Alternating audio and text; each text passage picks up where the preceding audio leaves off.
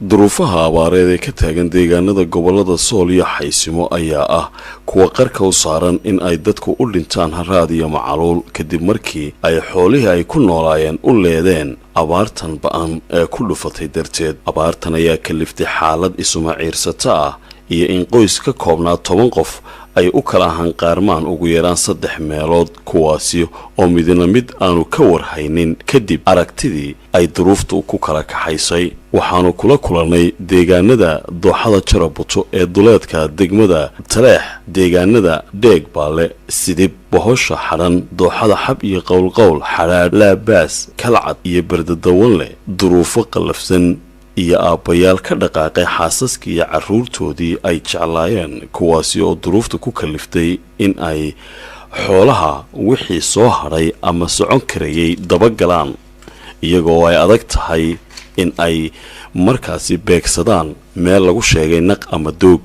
deegaano aanay waxba dhaamin halkii ay ka soo hayaameen ayaa warkii hore ee ay ku soo hayaameen ku furmay oo noqday rasmigii loo soo socday. inkasta oo 100 kilomitir ay soo hayaameen geedina 10 maalmood iyo in ka badan soo ahaayeen, haddana halka ay ku soo hayaameen waa meel aan ka badnayn 40 kilomitir ama 50 kilomitir wax ka yar oo isku wareega, halkaasi oo daruuraha dhawaan ku horay loogu soo tilmaamay ilaa iyo xoolo dhaqato ka soo kala hayaantay 5 gobol, kuwaasi oo ooda kala rogtay, balse xoolihii aanay wax dooga iyo uduga midna ku hayn. aabbahani waxa uu carruurtiisii iyo xaaskiisii kaga dhaqaaqay tuulo u dhow degmada Godaalo ee gobolka Xaysimo. isagoo soo socday 7 maalmood ayaanu kula kulannay bannaanka deegaanka lagu magacaabo Dheeg Baale. mana jiro wuxuu arigu ku fooralsado, waxaase intaasiba kaga xanuun badan labadan carruura oo daadoodu kala tahay 10 jir iyo 8 jir. 18 saacadood ee ugu dambeeyey waa ay soo socdeen biyo iyo jal kale midna cunahooda kama degin ama ma marin, iyagoo gacmaha haysta aabbahood.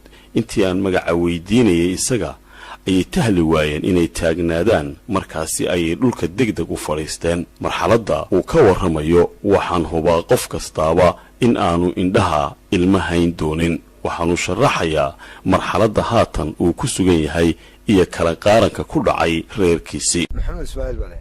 maxamuud halkeed ka soo hayaantay? waa adigana waan ku arkay inaad hayaan tahay. waxaan ka soo hayaamay Sarmaayo. Sarmaayo, degmada Sarmaayo. haa. intee soo dhaxday? waxaan soo dhaxay ilaa 7 habeen ilaa 8 habeen meeshaad ku soo jirtay. 7 habeen baad ku soo jirtay? haa, aniga labada carruur. waa adiga labada carruur? haa, dabadna reerkii aqalkii iyo maatadii meel cidla ah. haa. oo tuuladan la yiraahdo Kalcad. agteedaan kaga yimid. carruurtii iyo daxaaskii. haa, waxaan u weynay wax gaadiidaan ku qaad. imsa carruurtii way halkaa joogtaa? carruurta waxaan kaga nimid. haa. carruurtii waxa weeye waxaan kaga yimid xagga 7 iyo hooyadu yaryar. oo yaryar. haa. adiguna intan xooli baad istiri meel barsaaca uun gaarsiin. intii soconaysay weeye wixii kala soconay dhulkaasaan kaga nimid. oo inta soo socotay xoolihii waa haa waa naga hadheen. ari badan baa naga hadhay, meel kasta waa ku hadhaya. inteena baa ka hadhay? dee lama tirin karo. saacadiiba waxa naga hadhay 4 iyo 5. haa. oo laga dhaqaaqay. waa ka teganaa neefka naga hadhay saan u galaa. dameerkuna waa naga caatayga, gaadiid kale moodul waan iskaga teganaa wixii naga hadha. sidaa weeye. marka imika halkee buu socodkaaga ku eegyahay? miyaad iska socotaa? jaada umbaan halkaas kaga haynaa. dee xagga unbaa u xelin baan leeyahay. anagu wax meel aanu hadeer aanu ognahay oo aanu tagnay ma jirto. waan iska soconaa. xagga unbaan naqle baan leeyahay. naqle unbaa warkaa? haa, warka haa. Taleexii wixii ka sheegay ayaa leeyahay ku. haa. sidii baa ku soo dhaqaaqay? sidii baan ku soo soconaa. goorma ugu dambaysa carruurta goor ay xunaan? carruurtan? haa. dee carruurta xalay waxbaan u wixiyey xalay. haye. intii ka dambaysay waxba ma cunin. waxba ma cunin? haa. niman badan oo nala socday baa geedkaa fadhiya. haye. arigii waa u socon waaye, wakaa dameerihina waa kuwa halkaasay dee halkaa bay markaa halkaasay ka dhaqaaqar waa halkaasay joogaan. dee geedkaasay fadhiyaan. haa, waa daaleen. haa, waa daaleen. waxay u socdaan iyo waxay ka socdaan midna ma jiro. abaartan oo kale weli ma maqashay? maya, anigu tan oo kale iyo dadka sidan ay isugu soo hayaabeen kolley dee intaan anigu in badan garan maayo, mana dhicinba. haa, waayo ilaa 4 gobol ilaa 5 gobol baa halkaa isugu timi. waxaa dee waxna waad aragtaa dhulkii kuma yaalin.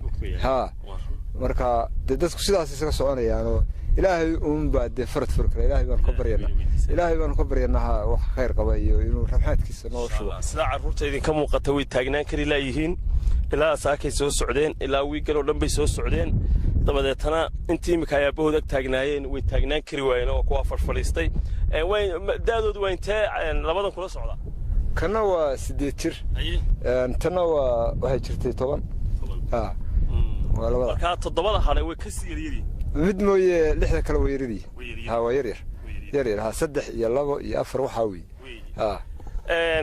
waxaad uga timido ilaa waxa uu hantiyahay marna la iibsanay marna la cunayay wax arigana waxa todobada ay hooyadood uga timid ma jira Soomaa de wax yar oo guriga markuu yaalamay ha mooye wax kale u taala ma jira ha anagu socotaanay de waxaanu gacanta ku haynaa ma jirto timirta anaguba socotada iyadaanu ahayn baanu inta ugu tala galnay marka runtii ilaahay amarkiisa u jar naxariista ilaahay baynu weydiisanaynaa وانا كصبرنا إن شاء الله فرنتنا نوان قاعدنا وحنا رجعنا إن شاء الله تدخل ضدوا هذا الشيء وحي لا يترك إن شاء الله إن لا يترى لكن قرمتك إلهي وحول بكوين قعنت إلهي بلقوها الرادية قاعد شباب بحاية إلهي يا مركز دعينا إن شاء الله dhacdadani aabbahan kuma koobna hase yeeshee kumanaan kiiloomitir dadkii ku soo hayaamay iyo kuwii hore ugu sii noolaa oo ka kooban labada gobol ee Sool iyo Xaysimo ayaa duruufahan la tacaalaya dadka xoolo dhaqatada qaarkood waxay ka soo hayaameen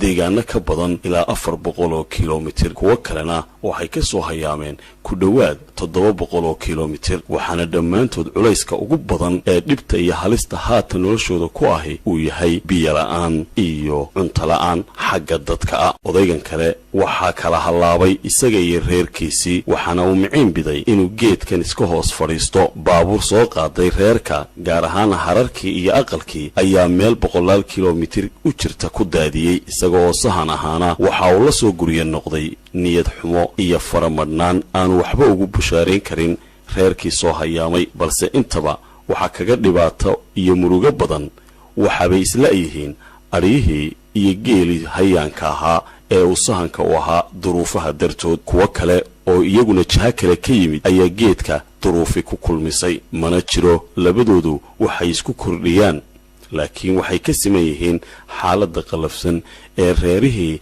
ay sahanka u ahaayeen halkeed waan arkayaa raadkii de hayaanku waa ka muuqdaaba adiga ragga kaleba halkeed ka soo hayaanteen waxaanu ka soo hayaanay meel la yiraahdo fiqfili sanaag waa gartay xooluhuna ilaa meeshaan ka soo hayaanay ilaa meeshaan digay meel walba saasa looga tagaya oo daadsan yihiin ay daadsan yihiin waayahay baabuur baan qaaday baabuurtina waxaan geysay tale xagtiisa shan reer bay sida isugu tuurtay dabadeedna waa naga tagtay diyaalkii baanu ilaahay iyo ummadiisa wax kaga sugaynaa oo reeri halkaas lagu daadiyay marka imika idinku ma socotahay xoolii baa naga maqan aanu baadi doonayna xoolii baa kala maqan ilaa 10 habeen baa xoolo soo dhaxeen ilaa 10 baa soo socday walina ma hayno xooli inta socoteen maxaa la kulanteen inta yara imika aad moodayna yara tahay ma waxa dhaama miya aragteen mala haye inta meel kobdhaanta maanu arag intaasaa la isugu yimi laguna soo socdaa ilaahay baanu rabbaanu ka baryaynaa inuu mid nabad iyo caana qaba oo waasiciya ummadiisa siiyo ilaahay siiyo aqalladii waxna cidlaa lagu tuuray waxna waa kuwa baabuurta dhulka ku tuurtay marka imika saddex reer baad imika adigoo kale aba saddex reer baa maraysa ma arag kamana sheekayn haddii gobol uu abaarta sheegto laba baxsiisa aan jiray ama mid baa baxsiisa aan jiray laakiin tan meel walba uu leeyahay ana ka daran halaka maynaan arag mana maqal ilaahay bay naga saara ilaahay bayna ummadana waxaan leenahay mid muslima iyo mid dawlad kalaaba ilaahu noo sakhir عاودي والله هذير ميل أنا هذا وحوضنا ما شفتو maxaa yeelay walaac baa hadda odaygaan wareysanay oo xagga ka yimi walaac buu nagu riday wuxuu yiri halka aad joogtaan ha dhaafinina halkana de uma aanu socon meel aanu sahan u dirnana garan mayno horena waa la isku fuulay de xaalad wallahi ma wanaagsana marka idinka laftigiina imika 4 nin baa halkan ku joogtaan 4 tiinani kala socod baa haydeen oo geedka ku kulanteen mise waa wada socoteen ma geedkan ku kulannay oo odayga iyo wiilkaas xoolihii baa iyagana ka maqan oo taleex dusheeda wax ku daadiyeen ani ninkan arigiyo 10 habeen soconaya bay ilaayihiin nimankanu ani ninkan waa ka arigaasaan wadnaa reerii waa naga dambeeyaan wax tuulooyin baa lagu xareeyay waxaan kaga nimi bardadoonle iyo shishadiisa barbaan ka yimi xaaladu wallahi ilaahum baa de waa ismaaciirsato weeyaan de ismaaciirsato odayaashiina de warkooda waa maqlaysaan idina xaalada de waad aragtaan waaba dhex taagantihiinba dadka inta badan waa dhex marteen marka de bal khayr allah inooga dhigo mashada xooluhu waxaa tan la hadal haya maaha buuraha idin muuqanayana sin kasta oo aad uga degto waxa waran raqadooda laakiin hadal haynta ugu badan ee xilligan iyo qayladhaantu waxay khusaysaa badbaadada maatida aadka u jilicsan ee carruurta hooyooyinka iyo aabbayaasha waayeelka isugu jira duruuftanina waa ta wadaajisay keliya abaarta mid kastaba halkiisii ka soo kicisay Khadar Maxamed Akulle iyo Samatar Maxamed Maxamuud Samatar Yare warbaahinta qaranka Jamhuuriyadda Soomaaliland deegaanka Jarabuto gobolka Haysimo